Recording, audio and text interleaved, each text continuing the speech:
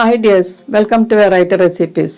അപ്പവും ഇടിയപ്പമൊക്കെ നമ്മൾ വീട്ടിലുണ്ടാക്കുന്നത് പോലെ ബ്രെഡ് നമുക്ക് വീട്ടിൽ തന്നെ ഉണ്ടാക്കി സ്റ്റൂവിൻ്റെ കൂടെയോ ചിക്കൻ കറിയുടെ കൂടെയോ ഒക്കെ കഴിക്കാം. നല്ല സോഫ്റ്റ് ആയിട്ടുള്ള ബ്രെഡ് വളരെ ഈസി ആയിട്ട് നമുക്ക് ഉണ്ടാക്കിയെടുക്കാം. 2 വിരൽ കൊണ്ട് കിള്ളി എടുത്ത് കഴിക്കാം. ബേക്കറിയിൽ പോയി നമ്മൾ ബ്രെഡ് വാങ്ങിക്കേണ്ട ആവശ്യമില്ല. നമുക്ക് വീട്ടിൽ തന്നെ ഈസി ആയിട്ട് ഉണ്ടാക്കി കഴിക്കാം. ഒരു കുക്കർ ഉണ്ടെങ്കിൽ നമുക്ക് വളരെ എളുപ്പത്തിൽ ഉണ്ടാക്കിയെടുക്കാം. നല്ല സോഫ്റ്റും യമ്മിയുമായിട്ടുള്ള ബ്രെഡ് ഉണ്ടാക്കാം.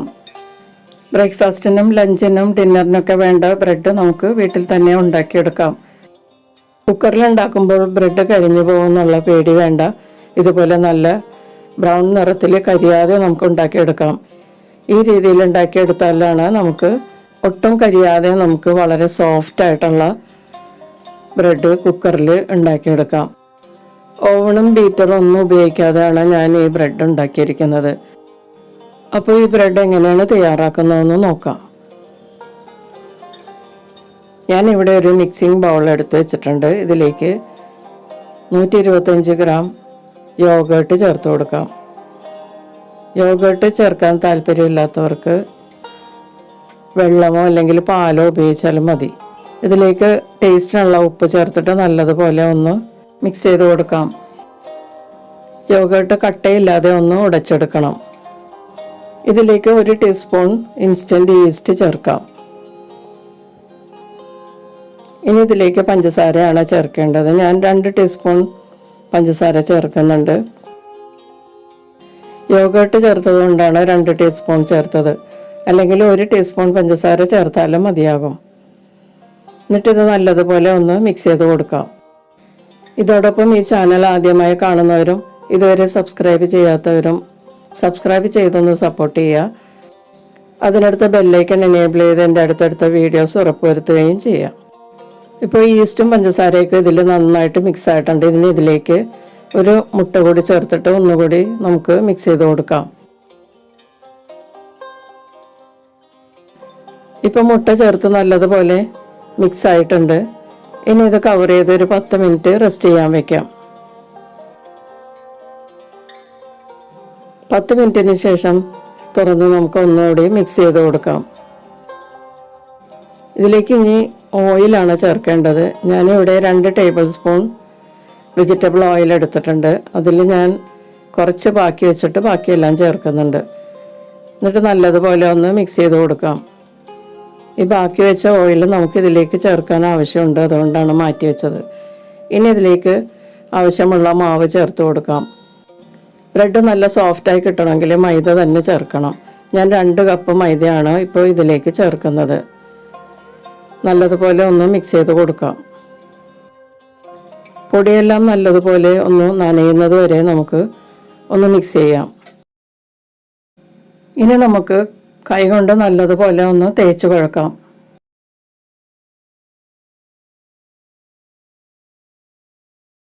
നമ്മൾ എത്രമാത്രം തേച്ച് കുഴക്കുന്നുവോ അത്രയും നല്ലതായിരിക്കും മാവ്.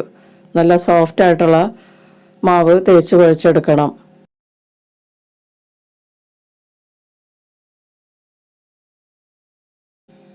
ഇപ്പോൾ മാവ് ഒത്തിരി ഒട്ടുന്ന ടൈപ്പിലാണ്. ഇത്രയും നമുക്ക് ലൂസ് വേണ്ട.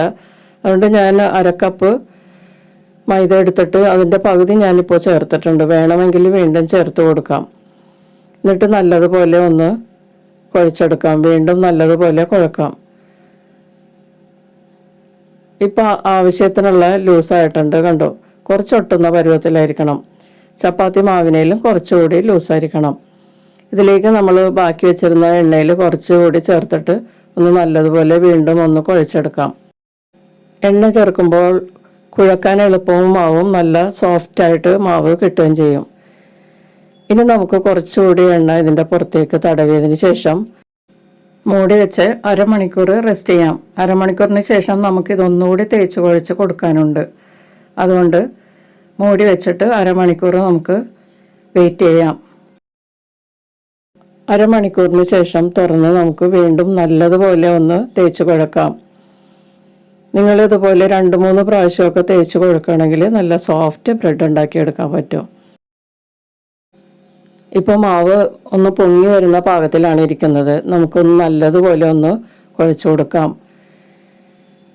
അപ്പോൾ നല്ലതുപോലെ കുഴച്ചെടുത്തിട്ടുണ്ട്. ഇനി ഇതിൻ്റെ പുറത്തേക്ക് കുറച്ചുകൂടി എണ്ണ തടവിയതിന് ശേഷം നമുക്ക് മൂടി വെച്ച് 1 മണിക്കൂർ റെസ്റ്റ് ചെയ്യാൻ വയ്ക്കാം. ഇനി നമ്മൾക്ക് ഇത് ബേക്കാനുള്ള കുക്കറാണ് റെഡിയാക്കി എടുക്കേണ്ടത്. ഞാനിത് 3 ലിറ്ററിൻ്റെ കുക്കറാണ് എടുത്തിരിക്കുന്നത്. നമ്മളിപ്പോൾ ഈ അളവിലെടുത്ത് ബ്രെഡ് ബേക്ക് ചെയ്യാനായിട്ട് ഈ 3 ലിറ്ററിൻ്റെ പ്രഷർ കുക്കർ കറക്റ്റ് ആയിരിക്കും. ഇനി ഇതിൻ്റെ ഉള്ളിലേക്ക് കുറച്ച് ഓയിൽ ഒഴിച്ചിട്ട് എല്ലായിടത്തോട്ടും ഒന്ന് ബ്രഷ് കൊണ്ട് പുരട്ടി കൊടുക്കാം.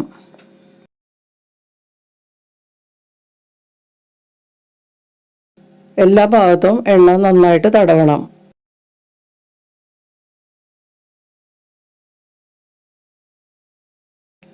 ഇനി കുക്കറിനുള്ളിലേക്ക് കുറച്ച് മൈദ മാവ് ഇട്ട് കൊടുത്തിട്ട് ഒന്ന് ചുറ്റിച്ച് തട്ടി കൊടുത്താൽ ഇതിൻ്റെ എല്ലാ ഭാഗത്തും ഈ പൊടി പറ്റിയിരിക്കും. കൂടുതലുള്ള പൊടി നമുക്ക് പുറത്തേക്ക് തട്ടിക്കളയാവുന്നതാണ്. നമ്മൾ കേക്ക് ഉണ്ടാക്കുമ്പോൾ ചെയ്യുന്നത് പോലെയാണ് ഇത് ചെയ്യണത്. ഇനി ഈ കുക്കറിൻ്റെ താഴത്തെ ഭാഗത്തിൻ്റെ കറക്റ്റ് അളവിൽ ഒരു ബട്ടർ പേപ്പർ കട്ട് ചെയ്തെടുത്തിട്ട് അതിൻ്റെ പുറത്ത് കുറച്ച് എണ്ണയോ ബട്ടറോ ഗീയോ തേച്ച് കൊടുക്കുക.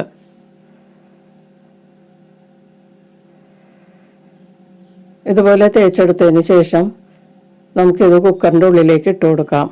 താഴെ നല്ല കറക്റ്റായിട്ട് വീഴണം.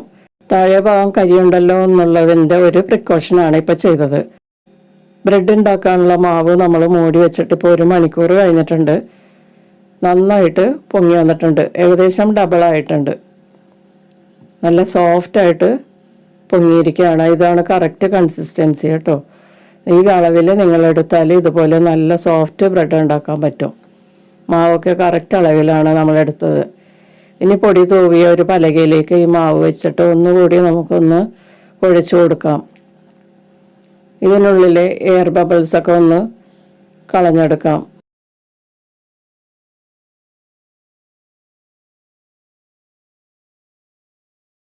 കയ്യിൽ ഒട്ടിപ്പിടിക്കാതിരിക്കാൻ കുറച്ച് മാവ് ഇടയ്ക്കിടയ്ക്ക് നമുക്ക് തൂവി കൊടുക്കാവുന്നതാണ് കേട്ടോ. നല്ലതുപോലെ ഉരുട്ടിയെടുക്കുക.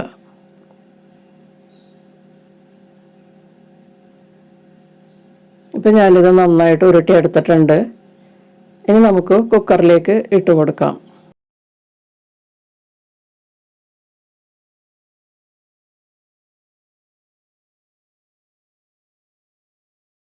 ഇപ്പോൾ ബ്രെഡിൻ്റെ മാവ് ഞാനിപ്പോൾ കുക്കറിനുള്ളിൽ വെച്ചിട്ടുണ്ട്. ഇനി മൂടി വെച്ചൊരു 15 മിനിറ്റ് റെസ്റ്റ് ചെയ്യാം. ഇപ്പോൾ 15 മിനിറ്റ് ആയിട്ടുണ്ട്. നമുക്കിത് തുറന്നു നോക്കാം. ഇനി ഇതിലേക്ക് നമുക്ക് എഗ്ഗ് വാഷ് ചെയ്ത് കൊടുക്കാം.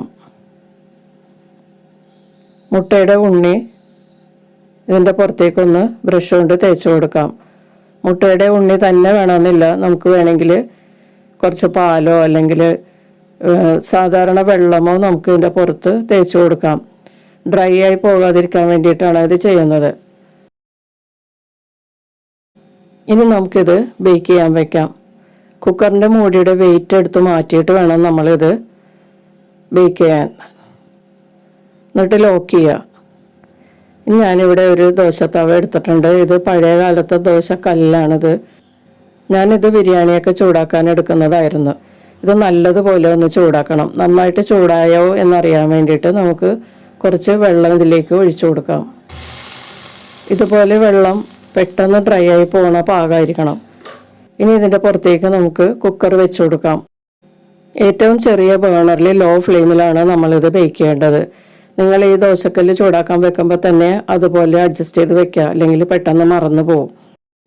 10 മിനിറ്റിന് ശേഷം നമ്മൾ മൂടി തൊട്ട് നോക്കിയാൽ നേരിയ ചൂടുണ്ടാവും. താഴെ ഭാഗം നല്ല ചൂടായിരിക്കും. നമ്മൾ കൈവയ്ക്കാൻ പറ്റില്ല. ഇതിൻ്റെ നോസിലിൽ നമ്മൾ വിരൽ വെക്കുകയാണെങ്കിൽ നേരിയ ചൂട് വരുന്നത് പോലെ തോന്നും. ഇനി ഒരു 15 മിനിറ്റിന് ശേഷം നമുക്ക് തൊട്ട് നോക്കിയാൽ മൂടി നന്നായിട്ട് ചൂടായിട്ടുണ്ടാവും. താഴെ ഭാഗവും മോള് ഭാഗവും നല്ല ചൂടായിരിക്കും.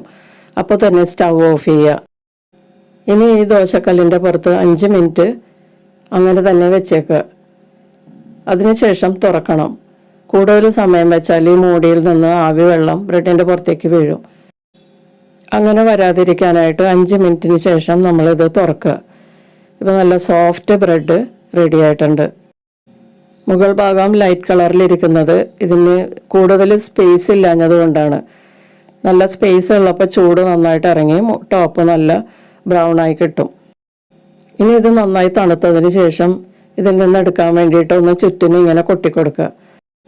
അപ്പോൾ ബ്രെഡ് കുക്കറിൻ്റെ സൈഡിൽ നിന്ന് വിട്ടു പോരുന്നത് നമുക്ക് കാണാൻ പറ്റും. വിടാത്ത ഭാഗം ഉണ്ടെങ്കിൽ ആ ഭാഗത്ത് ഒന്നും കൂടി കൊട്ടി കൊടുക്കുക. മറിച്ചും തിരിച്ചൊക്കെ ഇട്ടിട്ടൊന്ന് കൊട്ടി കൊടുക്കുക. അപ്പം അത് നന്നായിട്ട് വിട്ടുപോരും. ഇനി കുക്കർ കമഴ്ത്തിയിട്ട് ഇതുപോലെ പതിയെ എടുക്കുക. ബ്രെഡിൽ പിടിച്ച് വലിക്കുകയൊന്നും ചെയ്യരുത്. നല്ല സോഫ്റ്റ് ബ്രെഡ് ആയതുകൊണ്ട് പൊട്ടിപ്പോകും. അപ്പോൾ നമ്മുടെ ബ്രെഡ് പുറത്തെടുത്തിട്ടുണ്ട്. നമ്മളുടെ താഴെ വെച്ചിട്ടുള്ള ബട്ടർ പേപ്പർ നമുക്ക് പതിയെ മാറ്റാം. താഴെ ഭാഗം ഒട്ടും കരിഞ്ഞിട്ടൊന്നുമില്ല, കണ്ടോ. ഇപ്പോൾ കുക്കറിൽ ഉണ്ടാക്കാനായിട്ട് ഒരു പേടിയും വേണ്ട. കറക്റ്റ് സമയത്തിൽ കറക്റ്റ് ചൂടിൽ ബേക്ക് ചെയ്താൽ നല്ല സോഫ്റ്റ് ബ്രെഡ് നമുക്ക് ഉണ്ടാക്കിയെടുക്കാം. കുക്കറിൻ്റെ ഉള്ളിൽ സ്പേസ് കുറവായതുകൊണ്ടാണ് ടോപ്പ് ലൈറ്റ് കളറിലിരിക്കുന്നത്. കുക്കറോട് മുട്ടിയിരുന്ന ഭാഗമെല്ലാം നല്ലതുപോലെ മുരിഞ്ഞിട്ടുണ്ട്. നല്ല ബ്രൗൺ നിറത്തിലാണ് ഇരിക്കുന്നത്. ബ്രെഡ് വാങ്ങിക്കുമ്പോൾ കിട്ടുന്നത് പോലെ തന്നെയാണ്. ബ്രെഡിൻ്റെ ടോപ്പിലാണ് ബ്രൗൺ നിറം, സൈഡിലും ഉണ്ടാകും. അതുപോലെ തന്നെയാണ് ഇതൊരു സൈഡ് എപ്പോഴും ലൈറ്റ് കളറായിരിക്കും. പിന്നെ ഇതൊന്ന് നമുക്കൊന്ന് കട്ട് ചെയ്ത് നോക്കാം. മുൻകാലങ്ങളിലൊക്കെ കിട്ടുന്ന ബ്രെഡ് നേരിയ ഒരു പുളിപ്പ് രസമുള്ളതായിരിക്കും. ഇന്നത്തെ പോലെ മധുരം ഉണ്ടാവില്ല. അതുപോലെയാണ് ഈ ബ്രെഡ് ഇരിക്കുന്നത്. മധുരമില്ലാത്ത ബ്രെഡാണ്. നിങ്ങൾക്ക് മധുരമുള്ള ബ്രെഡാണ് വേണ്ടതെങ്കിൽ കുറച്ച് പഞ്ചസാര കൂടുതൽ ചേർത്താൽ മതി. കത്തി വയ്ക്കുന്നത് അറിയുന്നേ ഇല്ല. വളരെ സോഫ്റ്റാണ്. നല്ല യമ്മി ആയിട്ടുള്ള ബ്രെഡാണ്. ഇതുപോലെ വളരെ ഈസി ആയിട്ട് വീട്ടിൽ തന്നെ നമുക്ക് ബ്രെഡ് ഉണ്ടാക്കി കഴിക്കാം. ഇതാ വളരെ സോഫ്റ്റും യമ്മിയുമായിട്ടുള്ള ബ്രെഡ്. അപ്പോൾ ഓവണും പാനൊന്നും ഇല്ലാണ്ട് നമുക്ക് കുക്കറിൽ വളരെ ഈസി ആയിട്ട് ബ്രെഡ് ഉണ്ടാക്കാമെന്ന് മനസ്സിലായില്ലേ? അപ്പോൾ എല്ലാവരും ബ്രേക്ക്ഫാസ്റ്റിനും ലഞ്ചിനും ഡിന്നറിനും ഉള്ള ബ്രെഡ് വീട്ടിൽ തന്നെ ഉണ്ടാക്കി നോക്കുക കേട്ടോ. വീഡിയോ ഇഷ്ടപ്പെട്ടാൽ ലൈക്ക് ചെയ്യാൻ മറക്കരുത്. നിങ്ങളുടെ ഫ്രണ്ട്സിനൊക്കെ ഷെയർ ചെയ്ത് കൊടുക്കുക. നിങ്ങളുടെ അഭിപ്രായങ്ങളും നിർദ്ദേശങ്ങളും ഒക്കെ കമൻറ്റ് ബോക്സിൽ രേഖപ്പെടുത്തുക. വീണ്ടും മറ്റൊരു റെസിപ്പിയുമായി കാണാം. Thank you.